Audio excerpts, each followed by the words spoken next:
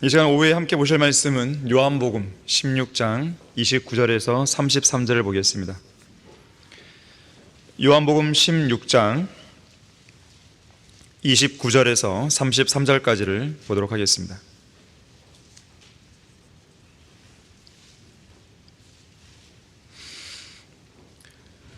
(29절부터) 보시면, 제자들이 주께 말씀드리기를, 보소서, 이제 주께서 분명히 말씀하시고 비유로 말씀하지 아니하시니 이제 우리는 주께서 모든 것들을 아시며 또 아무도 주께 물어야 할 필요가 없는 줄 아나이다. 이로써 우리는 주께서 하나님께로부터 오신 것을 믿나이다 라고 하더라. 예수께서 그들에게 대답하시기를, 너희가 이제야 믿느냐? 보라, 너희가 각자 자기 집으로 흩어지고 나를 혼자 남겨놓을 그때가 오나니 실로 이미 왔노라. 그러나 나는 혼자 있지 아니하니 이는 아버지께서 나와 함께 계심이라. 내가 이런 일들을 너희에게 말한 것은 너희가 내 안에서 화평을 지니게 하려 함이라. 세상에서는 너희가 환난을 당할 것이나 기운을 내라. 내가 세상을 이겨노라고 하시더라. 자, 말씀을 위해 다 같이 기도하겠습니다.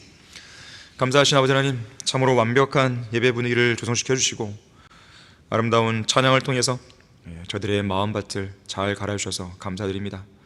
이제 말씀의 씨앗이 떨어질 때 풍성한 열매가 맺을 수 있도록 주님께서 효과적으로 역사해 주시고, 어떠한 형태로든지 마귀가 이 말씀을 빼앗아가지 못하도록 주님께서 철저하게 우리를 보호해 주십시오. 무언가 하나라도 깨닫고 성장하고, 또 돌이켜야 될 것은 돌이키고, 또 취할 것은 취하고, 또 바르게 잡을 것은 바로 잡을 수 있는 좋은 계기가 될 수 있도록 역사해 주십시오. 결코 이 시간이 허투루 지나가는 시간이 되지 않도록 해주십시오. 말씀 가운데 잘 집중케 해주십시오. 저희들 모두를 성령으로 충만케 해주십시오. 주 예수 그리스도 이름으로 기도했습니다. 아멘. 가장 위대한 격려, 가장 위대한 격려. 사람들이 격려를 하죠. 격려, 서로. 하루하루 먹고 살기가 힘들지 않으십니까? 식탁에 빵을 가져오고, 또 가족들을 부양하고 아이들을 먹이고 씻기는 일이 무척 힘에 부치지 않습니까? 세상 풍조에 이리저리 휩쓸리고, 또 인생살이에 이리 치이고 저리 치다가 지쳐 쓰러져서 그냥 앉아있기만 해도 눈물이 절로 흘러내리지는 않습니까? 고질적인 질병과 통증과 육신의 연약함으로, 부부간의 불화로, 생계비가 쪼들려서 취직은 안 되고 과중한 업무 스트레스에 잠도 못 자고 되는 일은 하나 없고, 그래서 한숨만 나오고 심지어 우울증과 조울증에 시달리고 있지는 않습니까? 구원받지 않고 성경대로 믿지도 않는 남편이나 아내 또는 부모나 형제 자매들과 하루하루 실랑이를 벌이느라 불필요한 감정 소모를 하면서 점점 지쳐가고 있지는 않습니까? 믿음의 선한 싸움에서 승리하지 못하고, 또 사탄과 세상과 육신과의 싸움, 죄들과의 전쟁에서 반복적으로 패배를 하자 한심스러운 자신의 연약한 모습에 모든 것을 포기하고 주저앉고 싶지는 않습니까? 우리의 구주이신 예수 그리스도께서는 그런 상황에 처해 있는 여러분 곁으로 조용히 다가와서 이렇게 말씀하십니다. 기운을 내라. 기운을 내라. 이 얼마나 강력하고 또 힘이 있으며 위로가 되는 격려입니까? 누구누구야, 기운을 내라. 조금만 더 힘을 내자꾸나. 이 얼마나 큰 기운과 용기를 불어넣어주는 격려의 말씀입니까? 누구누구야, 나는 항상 너와 함께 있단다. 이 땅에서 시끄럽고 번잡한 악한 현 세상이 너를 짓눌러서 한시도 편할 날이 없겠지만, 이 세상이 다 끝날 때까지 나는 내 곁을 떠나지 않으마. 고요한 평강 속에서 나와 함께 믿음의 길을 계속 걸어가자꾸나. 초림 당시에 예수님께서는 중풍병자, 중풍병인 보통 뇌혈관의 장애로 오죠. 갑자기 정신을 잃고 넘어지고 반신불수, 언어장애 등의 후유증을 앓는다고 그러죠. 바로 이 중풍병자에게 이렇게 말씀하십니다. 아들아, 기운을 내라. 내 죄들이 용서받았느니라. 갈릴리 바다 한가운데에서 바람과 파도에 시달리고 있던 제자들에게도 기운을 내라. 나니 두려워 말라 말씀하셨어요. 성령 하나님의 뜻을 거슬러서 예루살렘으로 올라갔다가 붙잡혀버린 바울에게도 바울아, 기운을 내라. 내가 예루살렘에서 나에 관한 일들을 증거한 것과 같이 로마에서도 증거해야 하리라. 격려해 주셨어요. 낙심한 엘리야에게는 기운을 차릴 수 있도록 먹을 것과 마실 것을 마련해 주셨죠. 오늘 설교 본문인 33절에서도 세상에서 환난을 당할 제자들을 향해서 세상에서는 너희가 환난을 당할 것이나 기운을 내라고 따스한 격려를 아끼지 않으셨습니다. 때로는 따스하고 다정한 이 격려의 말 한마디가 인생을 통째로 바꾼다는 것을 알고 계십니까? 한창 정치활동을 왕성하게 하던 루스벨트가 있었습니다. 그런데 39살에 갑자기 소아마비가 찾아왔어요. 걷지를 못하게 됐어요. 휠체어 타는 신세가 됐습니다. 절망에 빠진 그가 방에서만 지내는 것을 말없이 지켜보던 아내 엘레나가 비가 그치고 맑게 갠 어느 날 휠체어에 남편을 태우고 정원으로 산책을 나갔습니다. 그때 아내는 이렇게 말했어요. 비가 온 뒤에는 오늘처럼 맑은 날이 오는 법이에요. 당신의 인생도 마찬가지예요. 비록 지금은 뜻하지 않은 병으로 다리가 불편해졌지만 그렇다고 해서 당신 자신이 달라진 건 아무것도 없어요. 우리 조금만 더 힘을 내기로 해요. 아내의 말에 루스벨트가 대답합니다. 하지만 나는 누가 뭐래도 영원한 불구자요. 그래도 당신은 나를 사랑하겠소? 그러자 아내가 말합니다. 아니 그럼 내가 지금까지 당신의 두 다리만 보고 사랑한 줄 아세요? 이 아내의 재치 있는 말에 루스벨트는 용기를 얻었어요. 그리고 훗날 장애인의 몸으로 대통령이 되었고 경제공황을 뉴딜 정책으로 극복했고 제2차 대전을 승리로 이끌었다고 합니다.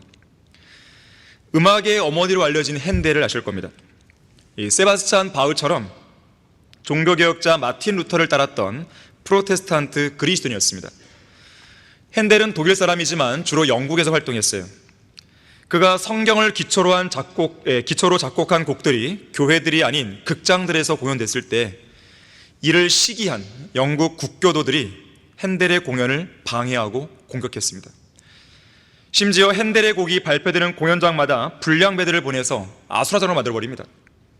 결국 공연장들은 핸델의 그 곡을 공연할 수가 없게 돼요. 결국 핸델은 돈을 못 벌죠. 파산 상태에 빠지게 됩니다. 심지어 이것에 대한 충격으로 뇌졸중도 왔고 오른쪽 반신이 마비되기까지 했어요. 그러다 어느 날 한 무명 시인으로부터 소포 하나가 배달됩니다. 그 안에는 이렇게 그를 격려하는 내용의 편지가 들어있었어요. 예수 그리스도께서는 사람들에게 멸시받고 거부되어 버림받은 바 되었으나 하나님께서는 그분을 살리시어 만왕의 왕이 되게 하셨습니다. 할렐루야. 전능하신 주님께서 다스리십니다. 조금만 더 힘을 내십시오. 그 내용을 보는 순간 핸델은 온몸에 전율이 느꼈다고 합니다. 이후 숙소에서 23일 동안 식음을 전폐한 채 말씀을 묵상하고 작곡에 몰두한 결과 그의 걸작인 메시아가 나왔어요. 특히 42번 곡인 할렐루야를 완성하게 됩니다. 전지전능하신 하나님, 불가능한 것이 없으시고 어려워서 못할 일 없으신 하나님, 없는 것들을 있는 것처럼 부르시고 무에서 유를 창조하시는 하나님께서 눈물과 고생과 고난으로 얼룩진 그 인생의 가시밭길을 걷는 성도 여러분을 향해서 이 세상에서 가장 위대한 격려의 말로 다정하게 말씀하시는 거예요. 기운을 내라. 자, 첫 번째로 예수님께서는 세상을 이기셨기 때문에 우리가 기운을 낼 수 있습니다. 33절 후반부죠. 세상에서는 너희가 환난을 당할 것이나 기운을 내라. 내가 세상을 이겼노라 그랬어요. 우리가 살고 있는 이 악한 현 세상은 환난으로 가득 차 있습니다. 환난으로 가득 찬 이 세상에서 환난을 당하는 것은 당연하고도 필연적이에요. 가난이든 질병이든 자연재해든 죽음이든 고통과 시련, 절망과 낙심, 고난과 환난, 자, 언제 어디서나 있었고 누구에게나 있는 거예요. 나에게만 있는 것 같이 보이지만 그렇지 않아요. 누구에게나 있어요. 세상에서 환난으로부터 자유로운 사람은 단 한 명도 없습니다. 한 명도 없어요. 욥기 14장 1절에서 욥이 말합니다. 여자에게서 태어난 사람은 날수가 적고 고통으로 가득 찼다 그래요. 또 욥기 5장 7절에서는 엘리파스가 말하죠. 불티가 위로 날아가는 것과 같이 사람은 고생하려고 태어난다 그랬어요. 이 죄악이 이 땅에 들어온 이후로 사람들은 고생하러 태어나는 거예요.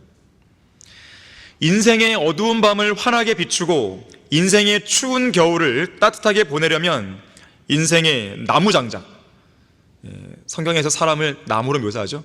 인생의 나무장작을 계속해서 활활 불태워야 돼요. 그게 인생이에요. 그렇게 탈 만한 힘이 있으면 불꽃은 계속해서 힘차게 위로 날아가지만 이제는 더 이상 탈 만한 힘조차 잃게 되면 이제 불꽃은 사그라지고 잿더미 속으로 사라지죠. 그게 바로 우리의 인생입니다. 슬픔의 사람이요 질고에 익숙한 사람이신 예수 그리스도께서는 우리 인생들이 겪는 슬픔과 땀과 고통과 눈물과 죽음과 저주를 친히 헤아리십니다. 그것들을 잘 아세요. 그래서 우리를 동정하고 때로는 연민을 품으시는 거예요. 숨이 턱턱 막히는 탄광에서 흘린 광부들의 구슬땀, 뙤약볕 아래에서 하루 종일 일하는 농부들의 수고, 건설 현장에서 하역 인부들이 지는 짐의 무게, 어두운 밤 초소를 지키는 경계 근무병들의 지루함, 트럭 운전사들의 극도의 긴장감, 매일같이 되풀이되는 집안일로 점점 시들해져가는 여인들의 그 무료함을 잘 알고 계시는 거죠. 예수님께서는 우리가 세상에서 어려움을 당할 거라고 말씀하셨어요. 우리가 잘 먹고 잘 살 거라고 말씀 안 하셨습니다. 환난을 당할 거라고 말씀하셨어요. 모두들 부자 되세요, 대박 나세요, 만사형통, 이런 말씀 안 하셨어요. 무엇보다도 우리는 그리스도인들입니다. 예수 그리스도의 피로 구속받은 성도들에게는 이 세상이 살만한 데가 못 되는 거예요. 세상이 얼마나 지금 미쳐가는지 아십니까? 비혼식 들어보셨어요? 비혼식? 자기는 결혼을 안 한다고요, 혼자서 그 식을 가져요. 그리고 나는 결혼을 안 합니다고 선언서를 읽습니다. 그리고 축의금도 받아요. 참 희한한 세상이에요. 비혼식. 그럼 조용히 하지 말지. 돈까지 받아가면서 그래요? 이상한 세대를 살고 있습니다. 그걸 정상이라고 받아들이는 거예요, 사람들이. 이게 세상이에요. 사람들이 미쳐갑니다. 얼마 전에 말씀드렸지만 간통죄도요, 우리나라에서 폐지됐잖아요. 간통죄라는 게 없어졌어요. 합의하에서 성관계는 다 인정되는 거예요. 이런 미친 세상이 어디 있어요? 그게 정상이라고. 불륜을 사랑이라고 얘기하잖아요. 자, 그런 세상에서요, 맨정신을 가지고 살기가 어렵습니다. 그래서 사람들이 술을 마시는 거예요. 마약을 하는 겁니다. 담배를 피우는 거예요. 맨정신으로 못 살아가요, 이 미친 세상에서. 그리스도인들만 제정신으로 살아가는 거예요. 자, 그리스도인들에게는요, 이 세상에서 인간이라면 누구나 경험할 수 있는 환난뿐만 아니라 그리스도인이라는 이유 때문에 당해야 되는 많은 환난들이 있습니다. 이중고통이에요. 울부짖는 사자처럼 삼키기 위해서 호시탐탐 노리고 있는 사탄의 공격에 항상 노출되어 있는 것이 바로 그리스도인들입니다. 그래서 때로는 이 세상 어디에도 함께할 친구가 보이지 않는 거예요. 저는 처음에 이 진리를 알고 나서, 군대에서 진리를 알고 나서 이제 복학을 해서 대학교를 다녔는데, 전에는 이제 CCC에 소속돼 있었기 때문에 거기 있는 사람들과 이제 이야기했다면 진리를 알고 나서는 갈 데가 없는 거예요. 그래서 어느 순간 이 대학교 캠퍼스 벤치에 딱 앉아 있는데 갑자기 외로움이 확 밀려오는 거예요. 친구가 없는 거니까. 그래도 그전에는 그나마 CCC에 속한 사람들한테 뭐 같이 만났으니까 그나마 위안을 얻다 하겠지만 이제는 없는 거죠. 근데 그때 하나님께서 저에게 알려주신 게 있어요. 교회의 성도들을 보라는 거예요. 여기 비록 소수인 것 같지만 다수예요. 이 지체들이 있다는 거죠. 어디에서도 찾아볼 수 없는 그러한 성도들이 있지 않냐 이거예요. 그것이 저에게 위로가 되었어요. 그때. 아 그렇구나, 아 그렇구나. 하나님께서 우리에게 이 소중한 제들을 옆에 주셨구나.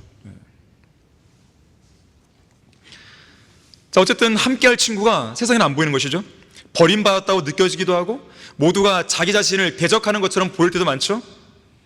너무 몸이 아파 죽을 것만 같고, 마음은 갈갈이 찢어지고 고통과 슬픔과 낙심과 가난과 죽음과 질병과 위협과 모욕과 두려움 등이 너무나 거세게 불어닥쳐서 극심한 압박 속에 억눌리기도 하죠.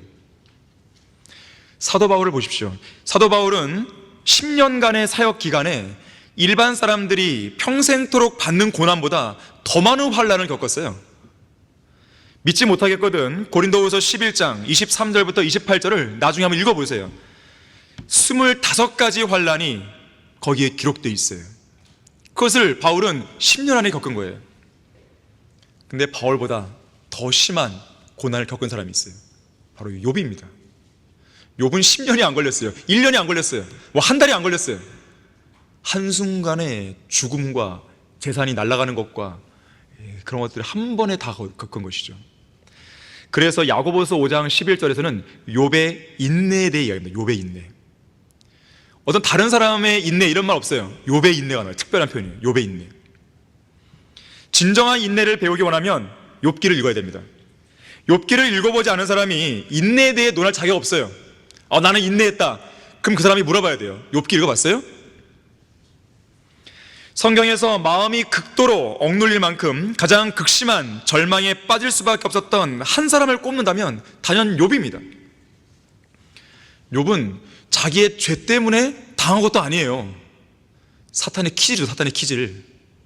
사탄의 키질로 엄청난 시련을 겪은 것이죠. 욥이 당했던 고난은 무슨 생각이나 호흡을 가다듬을 수 있는 어떤 시간도 없었어요. 가축들이 약탈당하고 종들이 죽고 자식들이 죽어버리고 이 일을 겪는데 오랜 시간이 걸린 게 아니에요. 한순간에 급격하게 한 번의 재앙, 그 다음 재앙, 또 그 다음 재앙, 한 번에 닥친 것이죠. 심지어 자신의 몸은 심한 종기를 앓았죠. 특히 곁에서 이 모든 것을 지켜본 아내 뭐라 그랬습니까? 하나님을 저주하고 죽어라. 심지어 그를 위로하러 찾아온 친구들은 어떻습니까? 그의 절망적인 마음을 더 후벼내고 더 도려냈죠. 형편없는 위로자들이에요. 무엇보다도 욥을 답답하게 한 것이 있었습니다. 그의 유일한 피난처이신 하나님께서 그를 향해서 얼굴을 가리고 계신 것만 같았어요. 이런 절망적이고 답답한 상황에 직면한 그 욥과 비교해 볼 때 우리가 현재 직면하는 그 환난들로 인해서 좌절하거나 낙심하고 있다는 사실이 어쩌면 배부른 소리일지도 모르는 거예요. 더욱이 욥은 자신을 그렇게 다루시는 하나님을 향해서 원망 안 했습니다. 저주 안 했어요. 어리석게 하나님을 탓하지도 않았습니다. 오히려 강력한 소망을 표출합니다. 나의 구속주가 살아계시고 훗날 그가 땅에 서실 것임을 내가 알미라. 내 피부의 벌레들이 이 몸을 멸한 뒤에라도 내가 내 몸을 입고 하나님을 보리라 그랬어요. 욥기 19장 25절 26절이에요. 자, 우리 역시 극심한 환난 속에서 욥처럼 고백할 수 있습니다. 왜냐하면 우리 마음속에는 세상을 이기신 구속주가 살아계시기 때문에 그런 것이에요. 자, 우리의 구주이신 예수님께서는 십자가 위에서 세상을 이기셨어요. 죄들을 이기셨고 사탄의 시험과 유혹을 이기셨고 십자가의 죽음을 통해서 죽음의 세력을 가진 자 마귀를 멸망시키신 것이죠. 골로새서 2장 14절과 15절에서는 이렇게 말씀합니다. 우리를 거스르고 우리를 대적한 손으로 쓴 법령을 지워버리고 또 그것을 그의 십자가에 못 박아 없애졌으며 정사들과 권세들을 벗겨내어 그것들을 공개적으로 나타내시고 십자가로 그들을 이기셨느니라 그랬어요. 죽음에서 부활함으로써 무덤과 죽음을 정복하셨죠. 지옥의 권세로부터 승리하셨죠. 예수님은 위대한 승리자이십니다. 장차 재림 때는 아마겟돈의 집결에 있는 적그리스도의 유엔의 2억의 군대를 이기실 것이에요. 사탄을 영원한 불못으로 던져넣으실 것입니다. 비록 우리의 믿음의 선한 싸움이 매일매일 단 한순간이라도 끊일 날이 없겠지만 우리가 싸우는 이 싸움은 예수님이 이미 승리해 놓으신 그 싸움 속에서 싸우고 있다는 것을 기억해야 됩니다. 이미 이긴 싸움이에요. 우리는 이긴 싸움을 싸우는 사람들이에요. 요한일서 4장 4절에서는 어린 자녀들아 너희는 하나님께 속하였고 또 그들을 이겼으니 이는 너희 안에 계신 분이 세상에 있는 자보다 더 크시기 때문이라 그랬어요. 자, 우리는 이미 예수 그리스도 안에서 이긴 승리자들이에요. 따라서 여러분은 기운을 내야 돼요. 이긴 자들로서 용기 있게 싸움에 임하고 남자답게 당당한 자세로 시시각각 다가오는 환난과 맞부딪혀야 되는 거예요. 두려워하지 마세요. 그런 환난에 굴복할 필요 없습니다. 타협할 필요도 없어요. 세상과의 화합을 도모하기 위해서 어리석은 시도를 할 필요도 없습니다. 우리는 주님께서 이미 이기신 싸움을 싸울 뿐이라는 것, 이 사실을 한시도 잊어서는 안 돼요. 기운을 내라, 내가 세상을 이겨노라. 자, 기운을 내십시오. 두 번째로, 그리스도 예수 안에서 화평을 누릴 수 있기 때문에 우리는 기운을 낼 수 있어요. 그리스도인은 그리스도 안에서 쉬는 법을 배워야 돼요. 그리스도 안에서 화평을 누리는 법을 배워야 됩니다. 쉴 수 있어야 기운을 낼 거 아니겠어요? 마음이 화평해야 기운을 낼 거 아니겠어요? 자, 억지로 꾸며낸 쉼과 화평으로는 기운을 못 냅니다. 오히려 그것은 더 큰 절망, 더 깊은 수렁으로 우리를 빠져들게 만듭니다. 쉼과 화평은 억지로 나오는 게 아니에요. 여러분이 주님 안에서 정말 진정한 쉼을 얻었을 때 얻을 수 있는 거예요. 그리스도인의 진정한 쉼과 화평은 예수님이 십자가에서 흘리신 그 보혈로 완성해 놓으신 그 일을 믿고 확신할 때 누릴 수 있어요. 한 번은 찰스 스펄전이 참된 평안에 대해서 이렇게 설교했습니다. 오 피곤에 지쳐있는 아담의 후손들이여, 저 하늘나라에서는 땅을 경작할 필요가 없습니다. 태양이 뜨기 전에 일찍 일어나서 종일토록 수고할 필요가 없으며 해가 진 뒤에도 오랫동안 일할 필요가 없습니다. 그렇게 하지 않아도 우리 모두 평안하고 무사할 것이며 안식을 누릴 수 있을 겁니다. 수고와 고통, 고생 같은 단어들은 하늘에서 사용되지 않습니다. 저 하늘에는 오직 안식만이 있습니다. 그런데 그리스도인들도 이러한 평안을 이 땅에서도 누릴 수 있습니다. 일례로 어떤 나이 많은 그리스도인이 있었습니다. 그는 구원의 확신이 없었습니다. 그러다 어느 날 결핵으로 죽어가던 한 젊은 그리스도인 자매를 방문하게 되었는데, 놀랍게도 그녀의 마음은 하나님이 주시는 평안으로 가득해 있었습니다. 그 모습에 놀란 그는 죽음을 앞두고 어떻게 그런 평안한 마음을 가질 수 있냐고 그 자매에게 물었습니다. 그러자 그녀는 이렇게 대답했습니다. 제게는 걱정이 없습니다. 그리스도께서 그분의 피로 저의 죄를 깨끗하게 씻어줬고 지금도 날마다 씻어준다는 것을 믿고 있기 때문입니다. 저의 모든 인생은 주님의 손안에 있습니다. 그래서 모든 것을 마음 편히 자신 있게 주님께 맡길 수 있습니다. 어떤 성도는 자기의 죄로 인해서 아주 극도의 낙심에 빠지기도 합니다. 기억하셔야 돼요. 십자가의 보혈을. 십자가는 모든 죄인이 그 혼에 참된 쉼을 얻을 수 있는 진정한 안식처예요. 유일한 쉼터입니다. 우리는 바로 이곳 십자가 밑에서 이 땅에 태어난 이래로 계속 짊어지고 왔던 인생의 모든 수고와 죄의 짐들을 다 굴려버린 사람들이에요. 예수 그리스도의 고귀한 피는 무거운 죄로 짓눌려 있던 우리의 양심을 정결케 한 것이죠. 우리의 혼에 진정한 쉼을 제공해 준 것이에요. 세상 종교는 절대로 이런 일 못합니다. 수고하고 무거운 짐진 자들아, 다 내게로 오라. 그러면 내가 너희에게 쉼을 주리라. 이 초청을 세상 종교들은 도저히 못해요. 절대 못합니다. 왜 못할까요? 그들은 뭐라고 말합니까? 인생의 수고와 무거운 짐은 각자 알아서 처리하든지, 아니면 인생은 어쩔 수 없는 것이니 그 짐을 계속 지고 살라든지, 이 정도예요. 고행이나 종교적으로 짊어져야 할 짐을 더 많이 더 지워주죠. 하지만 예수님이 주시는 화평은 세상이 주는 화평과 다릅니다. 오늘날 현 세상은 온통 평화라는 말로 가득 차 있죠. 사랑, 평화, 연합 이런단 말이에요. 하지만 세상 어디를 봐도 진짜 화평은 없습니다. 세상이 주는 화평은 속이 텅 빈 화평이에요.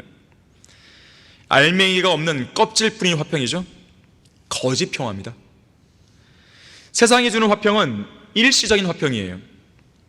세상이 주는 평화는 몇 년도 지속 못합니다. 잠시 평화인가 싶다가도 세상은 금방 생존을 위해서 피 터지게 싸우는 것이죠. 또 세상이 주는 화평은요, 이기적이에요. 세상은 하나님의 진리를 버리면, 하나님의 진리를 희생하면 평화를 줄게 이런단 말이에요. 하지만 그렇게 해서 평화를 얻었다 하더라도 그 끝은 뭐예요? 죽음의 길이죠. 죽음이에요. 멸망이에요. 하지만 예수님께서 주시는 화평은 내적이고 순수하고 영적이고 참되고 영원합니다. 우리가 구원받을 때 주님께서 우리의 마음속에 화평을 넣어주세요. 처음에는 그것이 어떤 화평인지 잘 모르다가도 나중에 주님과의 교제가 깊어지게 되면 정말로 참되고 영원한 화평을 주셨구나, 이걸 알게 됩니다. 그걸 알게 되면요, 주위에서 어떤 일을 하도요 그냥 평안해요. 그냥 평안해요. 뭐 문제가 터지든 뭐 돈이 없든 직장이 안 잡히든 생각 없이 산다는 말이 아니라 정말 평안한 거예요. 럭커 목사님은 이런 화평에 대해서 이렇게 말합니다. 이러한 평화를 실감나게 잘 설명하기란 쉽지 않다.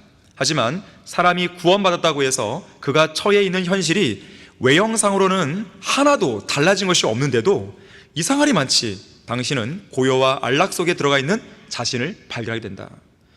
당신이 구원받았다고 해서 갑자기 직장 월급이 많아진 것도 아니고 골치 아팠던 문제들이 일시에 해결되는 것도 아니며 당신 주변에 있는 사람들이 모두 친절하고 우호적으로 바뀌는 것도 아니다. 오히려 그 반대로 나타나는 게 보통이다. 하지만 세월이 흐르고 당신이 진정한 그리스도인으로서 성장해 가다 보면 어느새 당신은 조용한 숲속 호숫가에 앉아있는 사람처럼 잔잔한 사람으로 변해 있고 또 그 눈길은 언제나 저 높은 하늘을 올려다보고 있는 고결한 사람으로 변해 있는 것이다 그랬어요. 우리는 이런 화평을 누릴 수 있어야 돼요. 억지로 꾸며낸 그런 화평이 아니에요. 억지로 웃음 짓는 그런 미소가 아니에요. 그야말로 하나님께서 내 안에 충만히 거하시는 가운데 우리에게 풍성하게 부어주시는 그 화평을 누릴 수 있어야 되는 것이에요. 기운을 내라. 세 번째로, 예수 그리스도의 이름으로 구하면 응답받을 수 있기 때문에 기운을 낼 수 있어요. 자, 본문 거기 24절 보십시오. 지금까지는 너희가 내 이름으로 아무것도 구하지 아니었으나 구하라. 그러면 받을 것이니 너희 기쁨이 충만케 하람이라 그랬어요. 이 트렌치라는 사람이 있었어요. 이 트렌치라는 사람이 기도의 시간이라는 이 제목으로 시를 한 편 썼습니다. 주여, 주님의 임재 가운데 기도로 보내는 이 한 시간으로 우리 마음은 커다란 변화를 겪게 됩니다. 한 줄기 소나기가 마른 땅을 소생시키듯이 우리 마음의 무거운 짐을 덜어주나이다.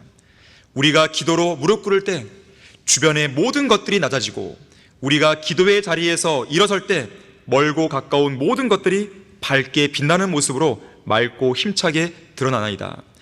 기도로 무릎 꿇을 때 우리는 한없이 연약하나 기도의 자리에서 일어설 때면 한없는 능력으로 가득 차나이다.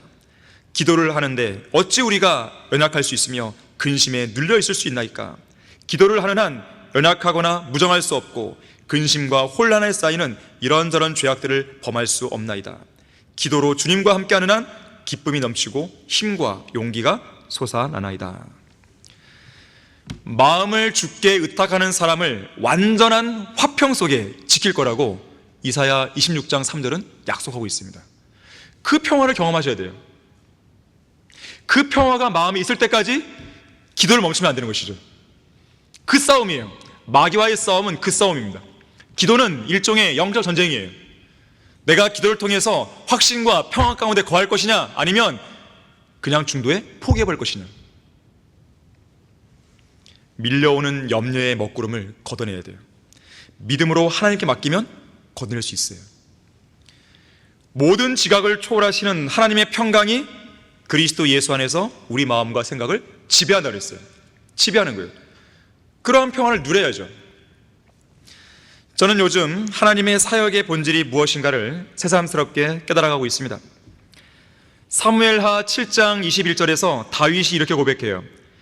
주의 말씀을 위하여 또 주의 뜻에 따라 주께서는 이 모든 위대한 일들을 행하시어 주의 종으로 그 일들을 알게 하셨나이다 그랬어요. 이 땅에 바르게 보존된 성경인 한글 킹제임스 성경을 주시고 참된 신약 지역교회인 성경 침례교회를 세우신 하나님께서는 그분의 말씀을 위해서 그분의 뜻에 따라 이 모든 위대한 사역을 행하셔서 주의 종들인 우리로 하여금 그 위대한 일들을 깨닫게 해주고 계시는 거예요. 하나님께서는 그 위대한 사역을 이루시기 위해서 이 역사의 무대에서 친히 개입하시고 친히 움직이고 계십니다. 필요한 사람들을 붙여주시고 때로는 세상 죄인들의 마음을 바꿔주시고 필요한 물질을 넘치게 채워주시는 것이죠. 때로는 따스하고 다정한 위로와 격려의 말씀과 더불어서 걱정 말고 열심히 잘 해보라고 저의 등을 토닥이시면서 용기를 불어넣어주시는 선한 손길을 느끼게 해주시는 거예요. 저는 요즘 하나님의 사역에 관한 한 내가 할 수 있는 게 아무것도 없고 또 실제로 하고 있는 게 아무것도 없다는 것을 느낍니다. 내가 움직일 수 있는 게 아무것도 없고 또 실제로 내가 움직이고 있는 게 아무것도 없다는 것을 피부로 느끼고 있어요. 그저 저는 하나님께서 일하시고 움직이시는 그 사역의 현장에 서 있을 뿐이에요. 주님께서 마련해 주신 그 역사의 현장에서 주님이 맡기신 일을 수행하고 있을 뿐이에요. 그래서 제가 요즘 많이 느끼는 것은 설교하고 가르치는 일만 잘하면 되겠구나, 이 생각뿐이에요. 다른 게 없어요. 기도의 시간을 철저히 사수하고 기도를 더 많이 하겠구나, 이것밖에 없는 거예요. 자, 우리가 주님 안에서 강성하게 성장하고 주님을 올바르게 섬기며 믿음의 선한 싸움을 잘 싸울 수 있는 이 완벽한 환경은 하나님께서 마련해 주신 선물입니다. 자, 그저 우리는 주님께서 조성하신 이 완벽한 경기장에서 좀 더 기운을 내서 열심히 달리면 되는 거예요. 사도행전 27장에서 사도 바울은 로마로 향하는 바다에서 풍랑을 만나 배가 자초될 위기에 놓였었죠. 그야말로 근심과 걱정과 염려가 극도에 달할 수도 있었을 바로 그 상황에서 바울은 이렇게 얘기합니다. 내가 속해 있고 또 내가 섬기는 하나님의 천사가 간밤에 내 곁에 서서 말하기를 바울아 두려워 말라, 내가 반드시 카이사 앞에 서야 하리라. 그러므로 보라, 하나님께서는 너와 함께 항해하는 모든 사람들을 너에게 주셨느니라고 하였느니라. 그러므로 여러분이여 기운을 내라. 나는 하나님을 믿나니 나에게 말씀하신 그대로 되리라. 자, 우리에게 말씀하신 내용이 다 어디 있어요? 성경에 있잖아요. 얼마나 많은 약속들이 있어요. 약속대로 된다는 거죠. 나는 하나님을 믿나니 나에게 말씀하신 성경의 약속대로 되리라. 이것이 우리의 믿음이 되어야 되는 거예요. 이것이 바로 성경대로 믿는 사람들의 믿음입니다. 믿음으로 산다는 것이 바로 이것이에요. 믿음으로 기도하는 것이 바로 이런 것이에요. 하나님의 약속의 말씀이 그대로 실현된다고 믿는 것, 이게 진짜 믿음이죠. 이런 믿음이 없으면 생활에 활력이 없습니다. 무기력해져요. 기쁨이 없어요. 감사가 없어요. 간증이 없어요. 재미가 없어요. 그리스도인으로 산다는 것이 의미가 없어집니다. 다른 어떤 간증보다도 응답받은 기도의 간증은 우리의 믿음을 더욱 공고히 해줍니다. 강력한 힘과 위로와 격려가 되는 거예요. 왜냐하면 이것은 하나님의 살아계심과 능력과 위대한 역사와 기적을 경험하게 해주는 가장 효과적인 방법이기 때문에 그런 거예요. 응답받은 기도로 간증이 넘치는 성도의 얼굴에는 염려와 근심이 없는 거예요. 그 얼굴에는 항상 기쁨이 있어요. 감사가 있습니다. 자, 여러분 안에 의심이 들고 기도하기를 주저할 때마다, 또는 세상 일로 여러 가지 문제들로 인해서 근심과 걱정이 마음을 억누를 때마다 스스로에게 물어보세요. 주께 너무 어려워서 못할 일 있겠느냐? 물어보세요. 스스로에게 물어봐야 돼요. 이 질문에 대해서 선지자 예레미야가 이렇게 고백하죠. 주 하나님이여 보소서, 주께서는 주의 큰 권능과 표심팔로 하늘과 땅을 지으셨으니 주께는 어려워서 못하실 일이 없나이다. 그랬어요. 예레미야 32장 17절이에요. 기운을 내라. 마지막 네 번째로, 이제 곧 오실 예수 그리스도를 다시 볼 것이기 때문에 기운을 낼 수 있습니다. 자, 본문 22절을 보십시오. 그러므로 너희가 지금은 근심하여도 내가 다시 너희를 보리니 그때에는 너희 마음이 기쁠 것이며 아무도 그 기쁨을 너희에게서 빼앗지 못할 것이라. 자, 지금은 근심할 수밖에 없었던 제자들이요, 부활하신 예수 그리스도를 다시 봤을 때 무척 기뻐했죠. 그리고 주님께서 하늘로 올라가신 후에도 제자들은 그 기쁨을 누구에게도 빼앗기지 않았습니다. 사도행전 어디를 보더라도요, 제자들이 기쁨을 빼앗겼다, 기쁨을 빼앗겨서 우울해졌다, 그런 말씀 없어요. 비록 스테판이 돌에 맞아 죽고 야고보가 목베임 당하고 베드로가 돌에 맞고 투옥되는 등 말할 수 없는 고난과 박해를 당했지만 그들이 기쁨을 잃어버린 채 고뇌에 빠졌다거나 불평하고 투덜거렸다는 이야기는 없습니다. 바울도 마찬가지죠. 그가 예수 그리스도를 믿고 구원받은 사도행전 9장에서 처음 예수님을 만난 이후로 그는 기쁨을 잃어버리지 않았습니다. 심지어 감옥에 갇혀서도 어땠습니까? 주 안에서 항상 기뻐하라. 내가 다시 말하노니 기뻐하라. 오히려 밖에 있는 성도들에게 기쁨을 독려하고 있죠. 자, 우리 역시 얼굴과 얼굴을 마주보면서 주님을 뵙게 될 날이 오는 것이죠. 그때가 되면 우리의 마음은 기쁠 것입니다. 아무도 그 기쁨을 빼앗을 수 없을 것이에요. 그 기쁨은 영원한 기쁨이 되는 것이죠. 베드로전서 1장 8절에서는 너희가 그를 보지 못하였으나 사랑하며 지금도 그를 보지 못하나 믿고 있으며 또 말할 수 없이 영광으로 가득 찬 기쁨으로 즐거워한다고 그랬어요. 자, 이 땅에서도 이렇게 기쁨으로 즐거워할 수 있는데 재림의 날에는 그 기쁨과 즐거움이 얼마나 크겠어요. 그래서 어떤 약속보다도 재림에 관한 약속은 우리의 가슴을 더욱 벅차게 만드는 거예요. 재림은 우리가 악한 현 세상에서 겪는 모든 고난과 환난의 마지막 종지부를 찍는 날입니다.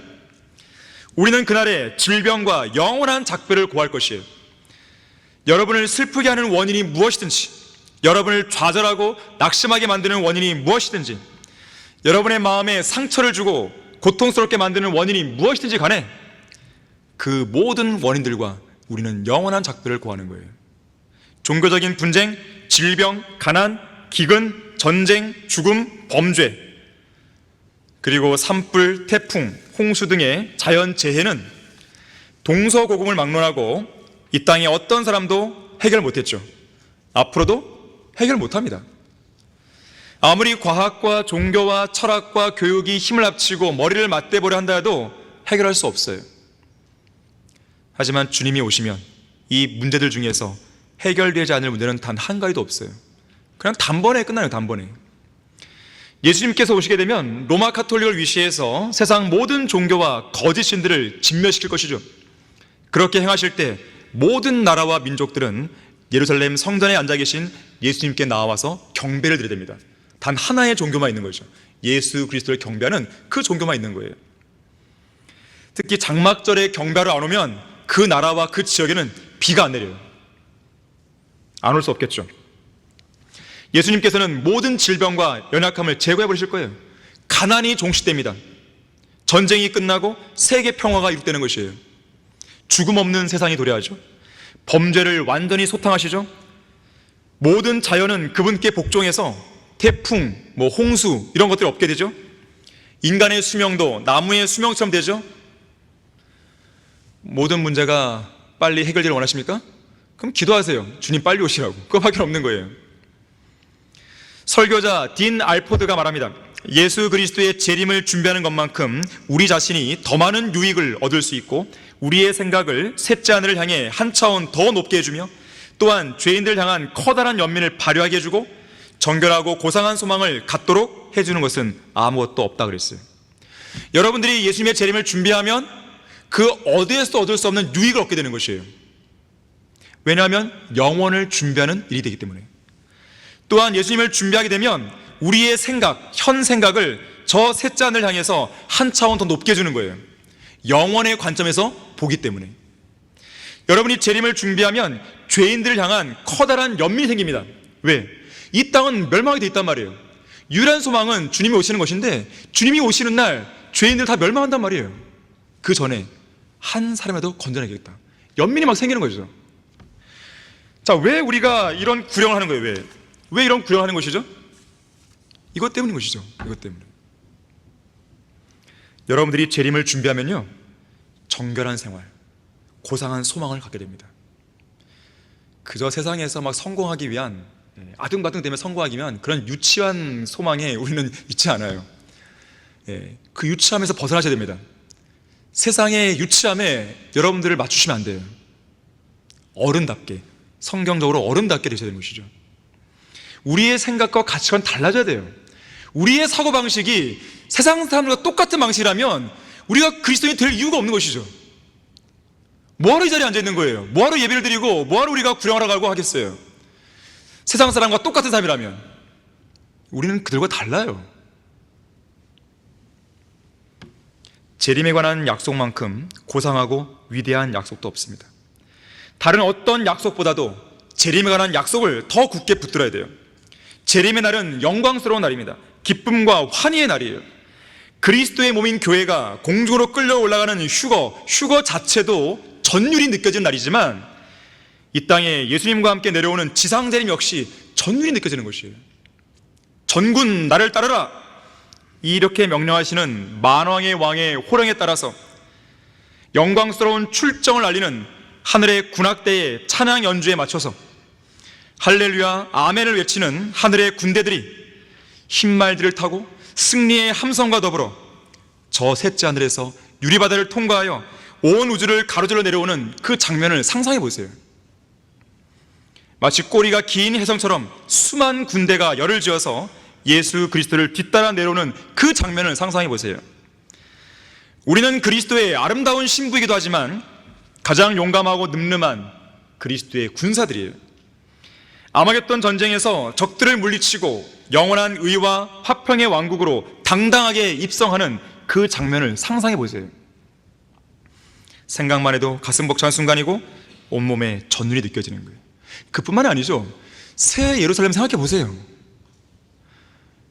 전율이 안 느껴지고 가슴이 안 벅차면 그 사람은 그걸 안 믿기 때문에 그런 거예요. 성경에 나오는 그대로의 진실을 안 믿기 때문에 그런 거예요. 안 믿으니까 너무 멀리 느껴지는 것이죠. 이러한 것은 소설 이야기가 아니에요. 현실이에요. 우리 찬송가 영광을 주께도 나오잖아요. 236장에서 주님 다시 오심 생각하니 놀라운 전율이네. 고요한 저 하늘 가로질러 모든 눈 볼 수 있게 통치 권세 가지고 수만 군대 열지어 주님 통치 알리리. 모든 무릎 꿇는 날 일어나서 맞으라. 주님 보좌 취할 때 깰 수 없는 영광스러운 약속, 내 마음에 힘되네. 그리스도 몸소하신 약속, 다시 온단 그 약속. 그 약속을 지키기 위해서 주님께서는 오십니다. 조금만 더 기운을 내십시오. 조금만 더 기운을 내서 믿음의 선한 싸움을 싸우십시오. 조금만 더 기운을 내서 달려갈 길을 마치십시오. 조금만 더 기운을 내서 성경적인 믿음을 지키고, 조금만 더 기운을 내서 복음과 진리를 한 사람이라도 더 전파하십시오. 조금만 더 기운을 내서 현실적인 문제를 이겨내십시오. 조금만 더 기운을 내서 여러분이 갖고 있는 것이 질병이든 어떤 문제든 간에 극복하시길 바라는 거예요. 예수님은 더 빠르지도 않고 더 늦지도 않은 정확한 시간에 오시는 거예요. 그날은 바로 지금 아니면 오늘 밤이 될 수도 있습니다. 여러분은 떠날 준비가 되어 있습니까? 결론을 맺겠습니다. 모든 일이 합력하여 선을 이루게 하시는 하나님께서는 지금 누군가의 구원을 위해서 오래 참으시면서 그분의 재림을 잠시 지체하고 계신지 몰라요. 하지만 그렇다 하더라도 그것은 잠깐 지체되는 것이지 약속이 취소된 게 아닙니다. 그런데도 우리 중에는 마치 약속이 취소된 것처럼 살아가는 성도들이 있어요. 잠깐 지체되는 이 기간을 죄를 짓는 기회로 삼으면 안 됩니다. 세상 일에 파묻혀 사는 기회로 삼으면 안 돼요.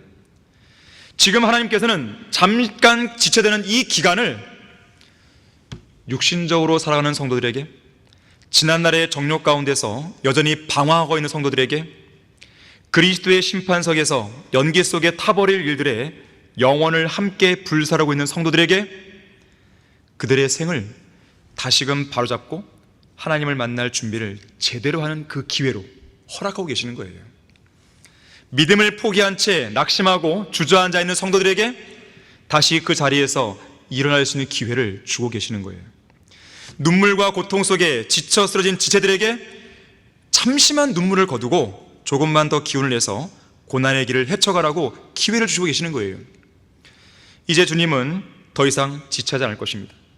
천성을 향해 가는 길이 무척 고달플지라도 우리가 기뻐하고 즐거워할 수 있는 이유가 여기에 있습니다. 조금 있으면 오실 리가 오신다 그랬어요. 조금만 더 기운을 내십시오. 죄와 세상과 육신과의 싸움은 끝납니다. 지긋지긋한 현실적인 문제와의 처절한 사투도 끝나는 거예요. 고난도 끝나는 거예요. 질병도 끝납니다. 좌절과 낙심도, 사람들과의 갈등도, 누군가에 대한 실망도, 상처도, 상실감도 다 끝나는 거예요. 조금만 더 기운을 내는 그런 성도가 되기를 바라겠습니다. 자, 기도하겠습니다.